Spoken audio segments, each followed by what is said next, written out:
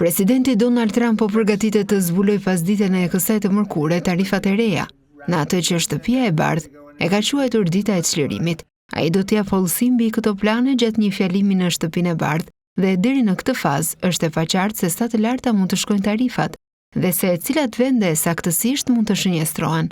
Trump thotë se tarifat do të trajtojnë tregtinë e padrejtë me vendet e tjera, një pikpamje që pranohet edhe nga drejtuesit e disa kompanive amerikane.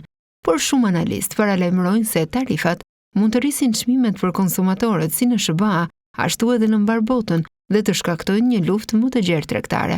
Presidenti Donald Trump deklaroi në shkurt se BE-ja u formua për të dëmtuar SBA-n.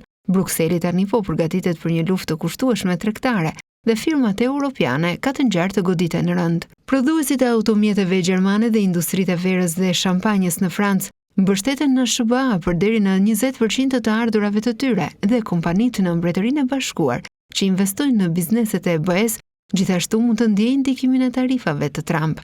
Emanuele Orsini, kreu i organizatës kryesore të industrisë italiane, deklaroi se tarifat amerikane do të godasin sektorin farmaceutik të Italisë, eksportet e ushqimit dhe industrinë e rëndësishme të modës. Ai bëri thirrje për një ulje të normave të interesit për të kompensuar këto efekte, por në terma afatgjat.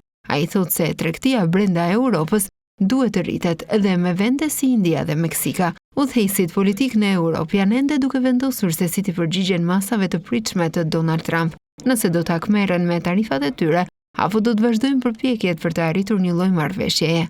Brukseli shpreson të bëjë që administrata Trump të tërhiqet, duke kërcënuar atë që ai quan një përgjigje të fortë dhe të kalibruar ndaj tarifave të reja. Fillimisht ata do të synojnë mallrat amerikane, por zyrtarët e Bashkimit Evropian po përgatisin gjithashtu masa hakmarrëse ndaj shërbimeve amerikane. Kjo mund të përfshijë kompanitë e mëdha të teknologjisë, bankat dhe ofruesit e shërbimeve financiare në Bashkimin Evropian.